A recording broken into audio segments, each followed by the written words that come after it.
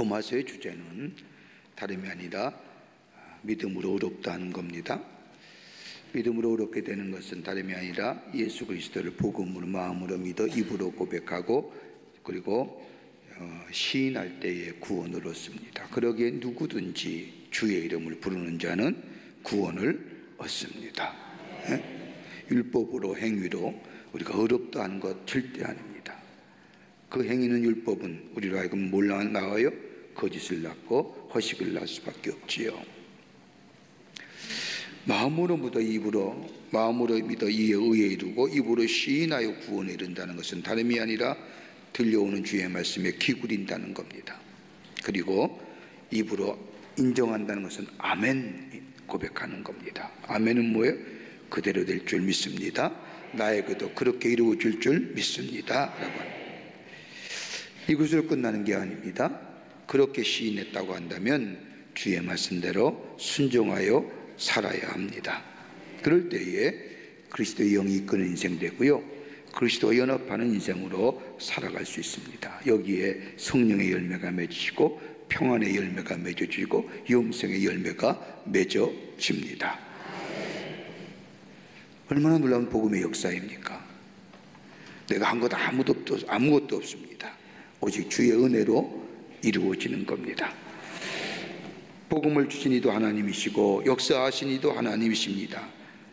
근데 이스라엘 백성을 보세요. 이 놀라운 복음을 가졌음에도 불구하고 가장 먼저 믿어야 할 이스라엘 백성은 이 복음에 대하여 귀막아 버립니다. 불순종하지요. 이방인이라면 복음을 듣지 못해서 또 들을 기회가 없어서 믿지 못할 수도 있겠다 하지만은 이스라엘은 다르지 않습니까? 모세를 통하여 그 수많은 구약의 제사 예법을 통하여 또 이사야 선지자들이나 그 밖의 선지자들의 예언을 통하여 메시아와 예수 그리스도를 예표하며 말씀해 주셨는데 그들은 복음을 거부하고 점점 구원에서 멀어져 가는 겁니다. 이것을 본 사도 바울의 마음은 정말 찢어들듯이 아픈 겁니다. 저들이 먼저 예수 믿어야 되는데, 저들이 먼저 구원받아야 하는데, 여러분 보세요. 사도 바울은 이방인의 사도로 부르심을 받았습니다.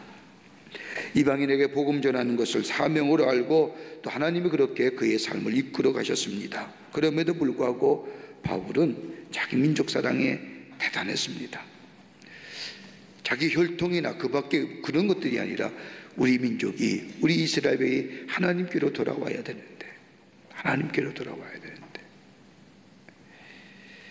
근데 이상하리만큼 바울이 가서 복음을 전하는 곳마다 가장 핍박했던 사람이 누구냐면 유대 사람, 자기 동족입니다.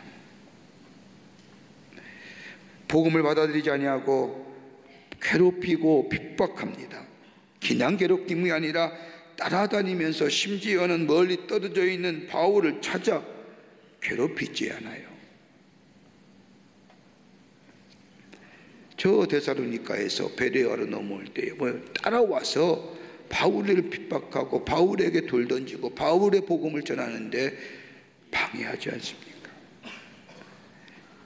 하지만 바울은 이러한 고통을 당하면서도 이스라엘을 미워하지 않습니다. 동족인 이스라엘을 사랑했고 이스라엘에 대한 구원의 여망을 버리지 않습니다. 내가 그렇게 핍박을 당하고 내가 그렇게 환난을 당하더라도 우리 민족이, 우리 백성이 예수만 믿기만 한다면, 그러기에 바울은 생각합니다. 이방 사람도 구원하시는데 이방 사람도 나 같은 사람들을 통하여 예수 믿고 하나님의 사람 되게 하는데 이스라엘이야 버리시겠느냐? 그게 11장 1절의 고백입니다. 그러므로 내가 말하노니 하나님이 자기 백성을 버리셨느냐? 그럴 수 없느니라. 나도 이스라엘이요 이 아브라함의 씨에서 난 자요 베냐민 집안이라. 참 보세요.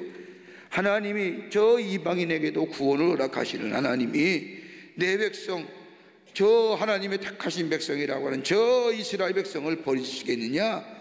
아니다. 그럴 수 없느니라. 강한 부족이지요. 여러분, 그럴 수 없다고 하는 말은 헬라어로 메게노이타이가 하는데 이거 불가능하다. 불가능합니다. 절대 버릴 수 없다고 하는 겁니다. 여러분, 우리나라의 한국의 선교 역사를 보면 참 어두운 역사를 가지고 있지요. 선교 역사 가운데 약 1801년에 우리나라에 뭐 어떤 사건이냐면 신유 박해 사건이 일어납니다. 우리나라에 들어왔던 천주교를 박해하는 사건이 있지 않아요. 그때에 처음으로 천주교를 믿었던 황사용이라는 사람이 천주교에 대해서 조선 조정이 박해를 하니까 저 북경에 있는 대주교에게 알리고자 편지를 썼습니다. 이걸 가리켜서 황서영의 백서라고 얘기합니다. 그 백서의 내용이 어떤 거냐면, 지금 조선은 나라의 기운이 쇠하여져 가는 단계에 있습니다. 기가 막힌 얘기예요. 천국의 속국으로 만들 수 있는 절호의 기회입니다. 그러면서 얼마의 군사가 쳐들어오면 조선은 쉽게 망할 거리라고 하면서 그 자세한 방법까지 가르쳐 줍니다. 그러면서 뭐라고 이어지냐? 비록 우리나라가 망해서 없어진다 해도 선교 즉 천주교의 표는 남아있어야 할 것입니다. 신앙의 자유를 허락지 않는 이 나라는 망해야 합니다. 그리고 이 편지가 발각되지 않습니까? 그래서 황사용은 능지처참을 당하고 이로 인해 천주교의 박해가 더 심화되고 무려 300명이 넘는 천주교인이 저 절둔해서 죽은 겁니다. 나라를 망해도 돼요? 내가 믿는 종교가 좀 살기 위해서요? 아니잖아요. 이거는요. 바울은 그렇게 생각하는 거예요. 하나님의 택하신 백성이라, 하나님의 정말로 저들을 저 광야에서 저 가나안의 정복에서 하나님이 인도하신 우리나라 이 백성, 말씀을 주셨고 율법을 주셨고 저기에서 메시아가 탄생한 저 백성, 저들 구원받아야 되는데, 내가 죽더라도, 내가 핍박을 당하더라도, 내가 환난을 당하더라도, 그러면서 하나님이 자기 백성 버리셨겠느냐? 아니더라는 겁니다. 구원받지 못한 백성으로 남겨두지 아니하실 것이라고 이 바울은 확실합니다. 그러면서 바울은 오늘 본 말씀에 두 가지의 확실한 예를 들지요. 하나는 뭐냐면 여기에 자신의 예를 들어가며 11장 1절 말씀에 얘기하잖아요. 나는 이스라엘이요 아브라함의 씨요에서 난 자요 베냐민 지파라. 또 하나 예를 들지요. 저 구약성경의 열왕기상 12장 이후에서 나오는 저 엘리야의 이야기를 통해서 하나님이 우리 백성, 우리나라 이 백성 분명히 구원해 주실 것이다. 11장 1절 말씀을 보십시오. 자신의 이력서를 말합니다. 나도 이스라엘인이요 아브라함의 씨에서 난 자요 베냐민 지파니라. 왜 이스라엘 백성의 구원을 위해서 왜 자신의 족보를 얘기하는 겁니까? 나도 이스라엘이요 아브라함의 씨에서 난 자요 베냐민 지파요. 다시 말하면 유대인인 내가 믿고 내가 예수를 증거하는 것을 보면 하나님께서 유대인은 버리지 아니하셨지 않냐는 거예요. 나를 봐라 이거예요. 내가 유대인이요, 내가 아브라함의 씨요 이스라엘인이요 베냐민 지파요.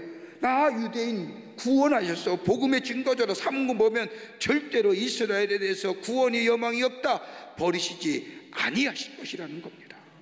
얼마나 귀해요. 여러분 가만히 보세요. 이 바울의 주장에 설득력 있지 않습니까? 대다수의 유대인들이 예수님을 버렸지만 가만히 보세요. 예수님의 12제자가 다 유대인 아닙니까? 이방인의 사도를 자처하는 이 바울도 유대인이고 예수 그리스도의 부활을 목격하여 예수 그리스도의 부활을 증거하는 500년도 유대인입니다. 이런 사실 근거에서 우리 이스라엘 백성 절대로 하나님이 버리지 아니하셨다라고 믿는 겁니다. 그러니까 구원의 소망을, 구원의 여망을 잡는 거예요. 여러분 적어도 우리가 예수 믿으면 이 민족과 이 백성들의 구원에 대하여 간절한 소망이, 민족 구원을 위한 구령열이 좀 우리 마음속에 이런 마음이 있어야 되지 않겠습니까?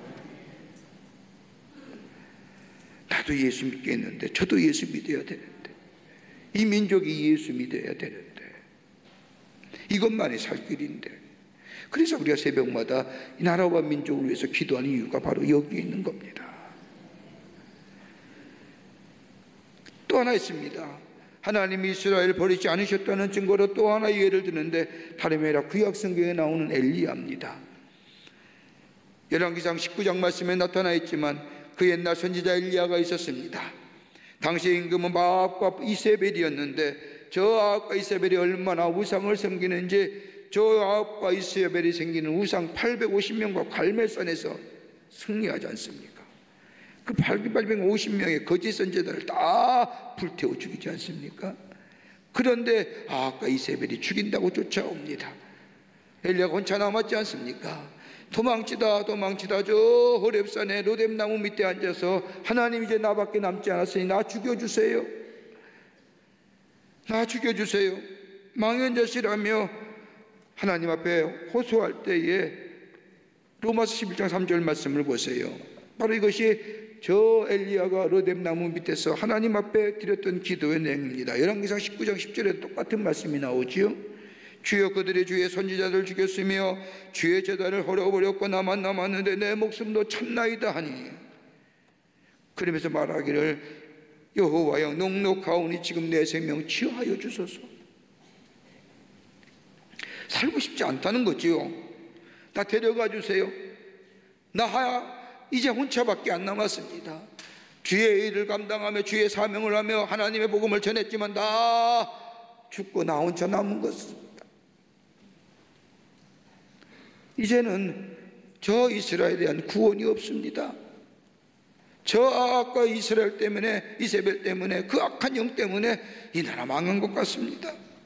하나님 다 끝났습니다. 그러니 이제 내 생명 치유하여 주셔서 이 말씀에 하나님이 로마서 12장 4절 말씀이 똑같은 말씀이 열왕기상 19장 14절에 나오죠. 그에게 하신 대답이 무엇이냐? 내가 나를 위하여 바알에게 무릎을 꿇지 않은 사람 7,000명을 남겨두었다 하셨으니 7,000명을 남겨두셨다는 겁니다. 하나님과 이스라엘의 맺은 약속을 이루시기 위해서 무슨 구원의 약속을 이루시기 위해서 아직도 저 바알이래 저 이방신에 무릎 꿇지 않은 7,000명의 사람을 내가 남겨두었다. 하나님의 뜻을 위해서요. 이 말을 들은 엘리야가 열왕기상 19장 16절의 말씀을 보면 엘리에게 하나님께서 말씀하시죠. 너는 또 님시의 아들 예후에게 기름을 부어 이스라엘 왕이 되게 하고 또 아멜무할라 사밧의 아들 엘리사에게 기름을 부어 너를 대신하여 선지자가 되게 하라. 자 보세요. 나 혼자 남은 것 같은데 누가 있어요? 예후가 있어요. 나 혼자만 남은 것 같은데 누가 있어요? 엘리사가 있어요. 남은 자란 말이에요. 다 죽은 것 같은데 하나님을 향한 믿음을 지키고 하나님 앞에 순종하는 약속의 백성이 있었다는 겁니다. 이게 숨겨진 사람, 남은 자. 바울은 하나님은 이스라엘의 구원을 위하여 전체를 통하여 복음이 다 믿어서 예수를 믿고 그 하나님께로 돌아오는 것이 아니라 그리스도를 영접한 신실한 믿음의 사람, 이 남은 자를 통하여 이 백성의 구원의 역사를 이루실 것이라는 겁니다. 하나님의 구원의 역사는요 한꺼번에 일어나는 것도 있지만 신실한 믿음의 사람을 통하여 하나님의 구원의 역사를 이루어가는 놀라운 역사가 있습니다. 남은 자를 통하여 일하시는 거예요. 여기서 무슨 신학이 나오냐? 리멘트에서 남은 자 신학이라고. 자 보세요. 이스라엘 역사를 가만히 보나 인류 구원의 역사를 가만히 보십시오. 다 구원받지 않습니다. 신실하게 하나님을 향하여 믿음을 저버리지 않은 남은 자를 통하여 하나님의 구원의 역사를 이루어 가시는 것을 봅니다. 그 남은 자의 신학을 간단하게 얘기하면 이런 겁니다. 하나님의 약속과 성취는 전체가 아니라 소수의 남은 자로 이루어지는데 이 남은 자는 하나님을 향하여 신실한 믿음을 가지고 하나님을 저버리지 아니하고 하나님 앞에 기대 가지고 소망 가운데 사는 자. 저는 바라옵건대 우리 모든 여기 오신 분들이 남은 자로 하나님의 구원의 역사의 주인공 되시기를 간절히 축원합니다. 구원의 주인공 되자고요. 남은 자들. 자 보세요. 성경도요, 남은 자를 통하여 구원의 역사를 이루는 거 보세요. 여러분, 민수기에 나오는 말씀, 가나안의 정탐꾼 이야기 보십시다. 10명의 정탐꾼이 갔습니다. 똑같은 거 봤는데 10명의 정탐꾼은 안 됩니다, 못합니다, 도무지 감당을 못합니다, 하나님의 약속의 땅이지만 우리는 그에 비하면 메뚜기입니다. 그런데 뭐예요? 여호수아와 갈렙만이 아닙니다. 하나님의 약속 그대로 내 가운데 이루어질 겁니다. 저들 아무리 기골이 장대하고 아무리 레피림의 족속이라 할지라도 그들은 우리의 뭐예요? 밥입니다. 누가 남은 자예요? 여호수아와 갈렙이잖아요. 다 죽잖아요. 누가 나와요? 여호수아와 갈렙만이 남은 자로서 이스라엘의 구원의 역사를 이루어가잖아요. 여러분, 아브라함이 약속하신 거 봐요. 하늘의 별과 같이 바닷가의 모래와 같이 하나님이 약속해 주신다고 했어요. 근데 여러분, 아브라함의 자녀가 하나예요? 둘은 있잖아요. 둘만 있어요? 여러분, 성경의 말씀을 보면 아브라함은 그 다음에 누구를 얻어요? 후초인 그들을 얻어서 그 사이에 몇 명을 낳아요? 6명을 낳아요. 여기 성경 말씀을 보세요. 시브라니, 욕산이, 무단, 미디안, 이스박, 수가 6명을 낳습니다. 그러니까 포함해서 이삭과 이스마엘과 합하면 몇 명? 8명의 자녀입니다. 그런데 하나님은 아브라함께 축복하신 게 뭐예요? 내 자손에게 복을 주겠노라. 그런데 8명이 다 복의 주인공 됐어요. 하나님의 구원의 역사를 이루는 구원의 혈통의 주인공 됐어요. 누구만 됐어요? 이삭이에요. 이삭이 곧 누구예요? 남은 자예요. 바울도 어떤 면에서는 이 시대의 그 시대의 담론자였지요. 대다수의 다 예수를 믿지 아니하고 예수를 떠나 다른 일로 갔습니다. 여러분, 이 당시에 세계를 지배하는 것은요, 로마의 황제였습니다. 사도 바울이요, 로마의 황제라고 하는 전체에 지배하는 모습을 보면 저 사도 바울은 미미하고 미세한 존재에 불과합니다. 사도 바울은 알려주지 않았던 미세한 존재 같은 바울이 아시아로 갈 것인가 유럽을 갈 것인가 갈등할 것일 때에 하나님께서 지금의 유럽으로 그의 걸음을 인도해 주시지 않습니까? 여러분, 이 모습을 본 이 토인비라고 하는 아놀드 토인비라고 하는 역사가는 뭐라고 얘기하냐? 바울이 담배는 유럽의 문명에 실려 있었다. 여러분, 소아시아의 마지막 항구인 드로아에서 유럽의 첫 항구인 저 빌립보로 가는 그 배 안에 유럽의 정신 문명에 모태가 실려 있었다는 겁니다. 여러분, 유럽 문명의 모태가 뭐예요? 기독교 신앙 아닙니까? 여러분 월드컵 하는데 제가 오면서 우리 앞에 권사님한테 물었습니다. 이겼어요? 그랬더니 이겼대, 2대0으로. 그래서 아이, 거짓말하지 마세요. 그랬더니 목사님도 못 믿으세요? 이겼다니까 이긴 것 같습니다. 저는 새벽기도 때문에 그냥 잤는데 말입니다. 2대0으로 이긴 거 맞죠? 예, 안 주무셨네요.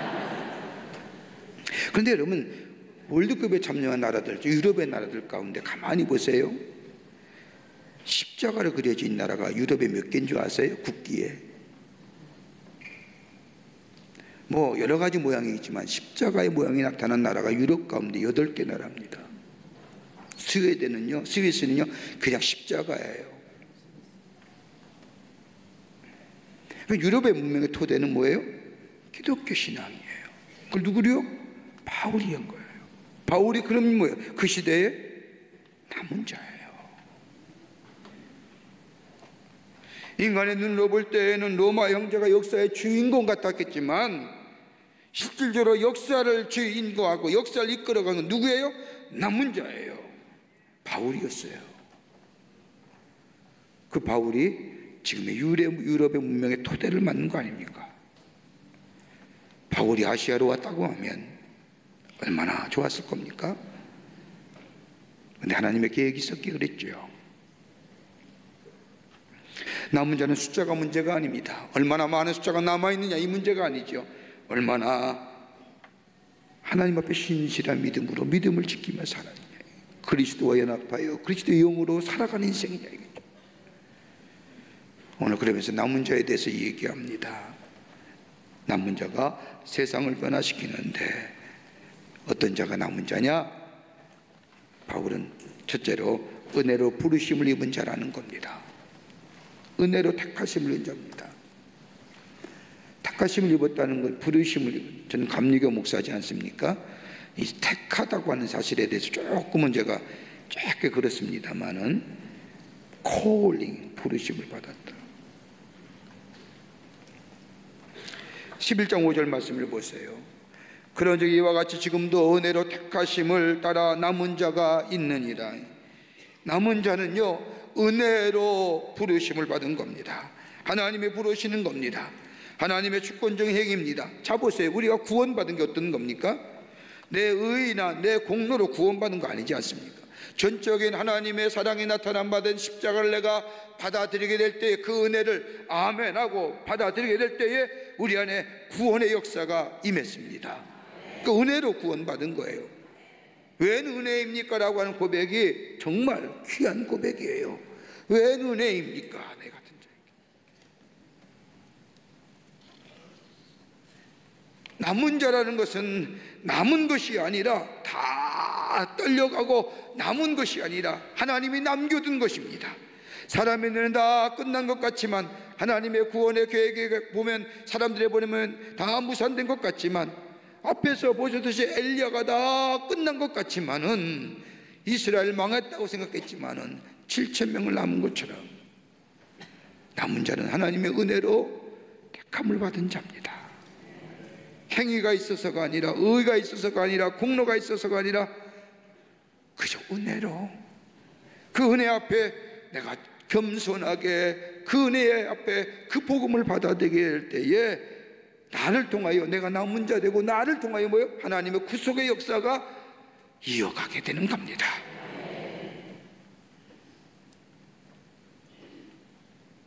여러분, 은혜 받지 않는 사람은 어떤 사람이에요?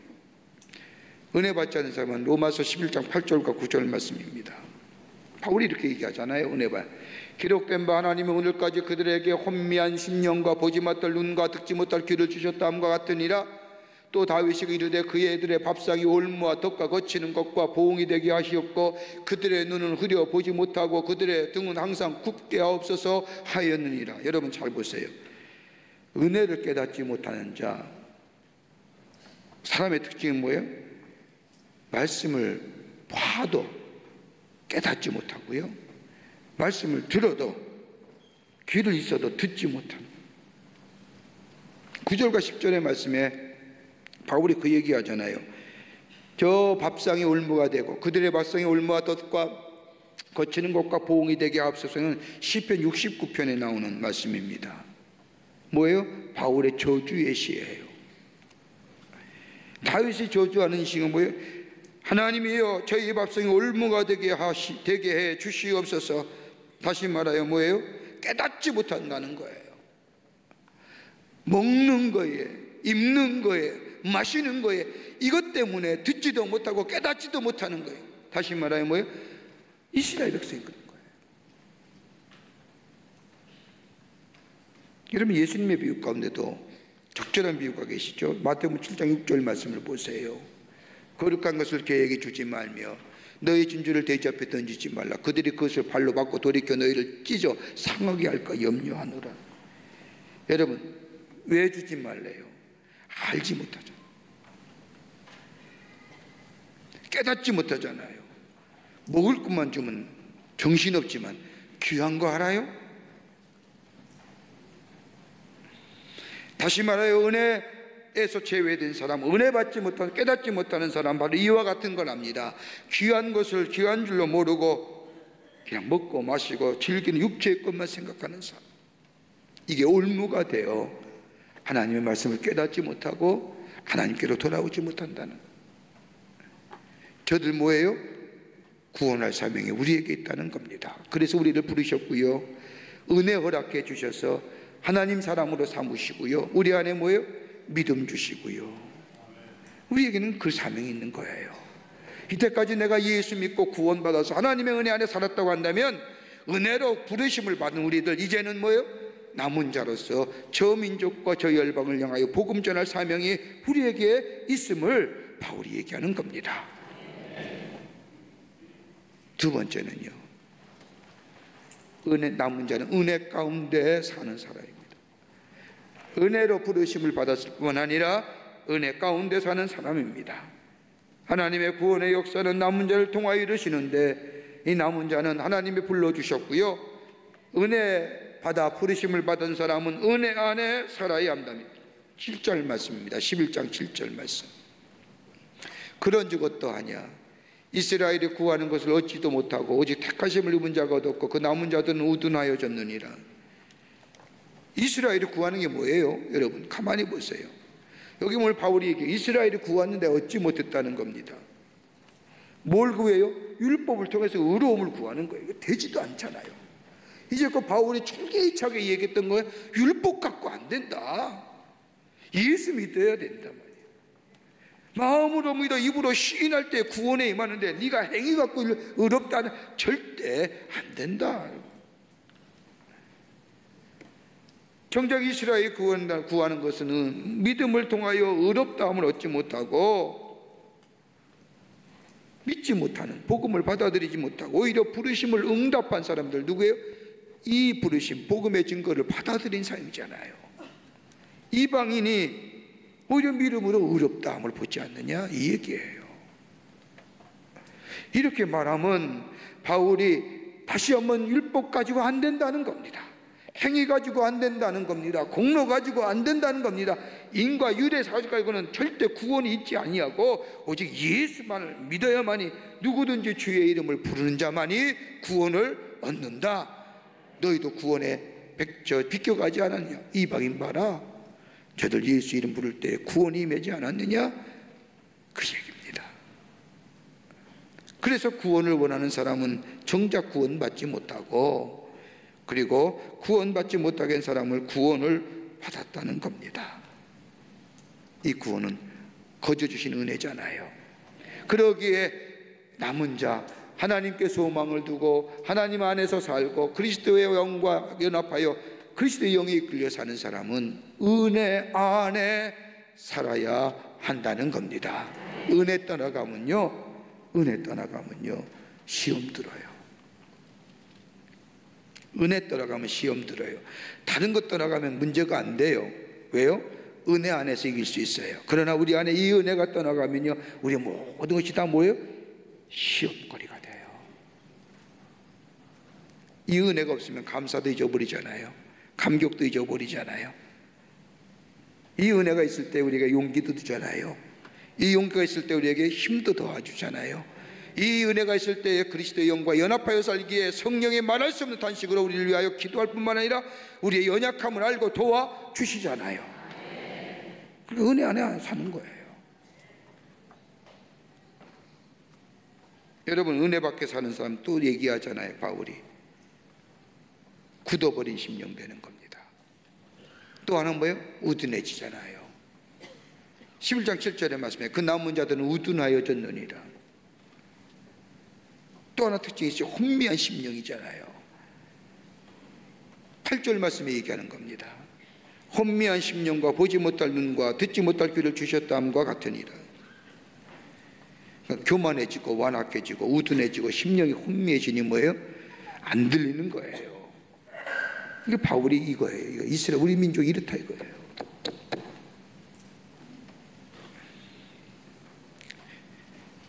회개할 기회를 얻지 못하고 죽음을 향해 가는 그저 백성들, 남은 자를 통하여 구원을 분명히 하실 것이라고 하는 자신의 모습과 엘리야를 통하여 구원의 영광을 버리지 않는 이 다윗의 모습을 본문의 말씀을 통해서 볼 수가 있습니다. 끝으로 하나님의 뜻은 분명히 이루어집니다.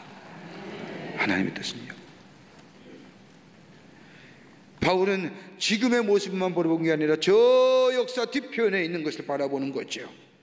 지금 이스라엘이 완악하고 교만하고 들려오는 복음을 듣지 못하고 보지도 못하고 우둔해지고 혼미한 심령이 되어 복음을 배척하지만 분명히 남은 자를 통하여 우리 민족 우리 백성 구원해 주실 것입니다. 저 미래에 대한 기대와 소망을 버리지 않습니다. 여러분, 바울의 위대한 신앙의 이 남은 자의 신앙의 모습입니다. 은혜로 부르심을 받고 은혜 안에 거하는 남은 자는요 절망하지 않고 실망하지 않어요. 눈앞에 보는 것이 아니라 다가올 하나님의 약속의 성취 미래를 바라보는 거예요. 그렇게 11절 말씀 말하는 겁니다. 그러므로 내가 말하노니 그들이 넘어지기까지 실족하였느냐? 그럴 수 없느니라. 그들이 넘어짐으로 구바온이 이방인에게 이르러 이스라엘로 시기나게 함이라. 여러분 잘 보세요. 이스라엘이 안 믿으니까 바울 같은 사람을 통하여 누구에게? 이방인에게 복음을 전하여 저들이 예수를 영접해요. 구원받았어요. 하나님의 축복을 누려요. 그걸 바라본 이스라엘 백성이 어떻게 해요? 저들이 예수 믿어 구원받네? 하나님의 축복을 받네?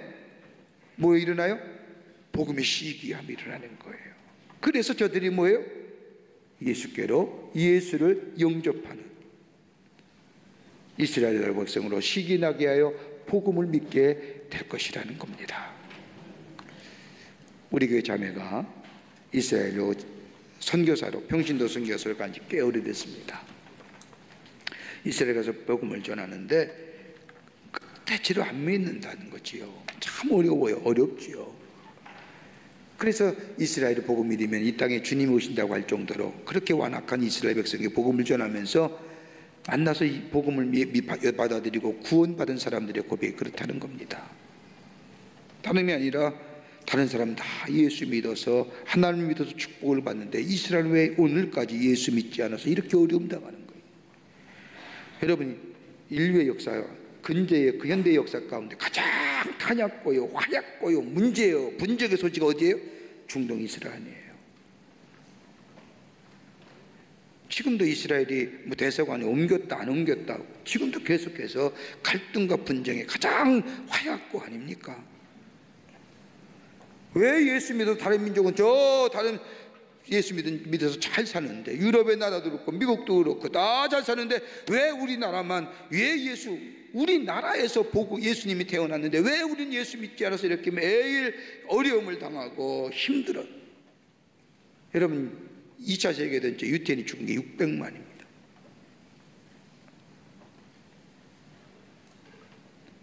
이스라엘이 예수 믿어야 되는데 그런 얘기 하다는 겁니다. 그 말씀 똑같지 않습니까?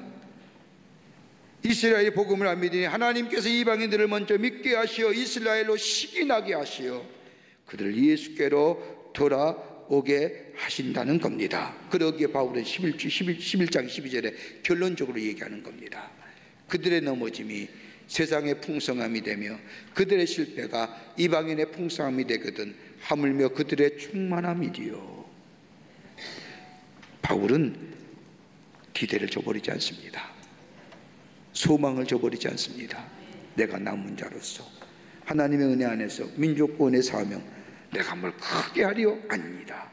내 맡은 자에서 복음을 전하고 복음을 증거하여 저들 예수께로 돌아온 이 남은 자의 사명 감당할 때 이게 바로 그리스도와 연합한 자여 그리스도의 영에 이끌려 사는 하나님의 백성이라는 겁니다. 이런 놀라운 은혜가 여러분과 저희 가운데 넘쳐나기를 주의 이름으로 축원합니다.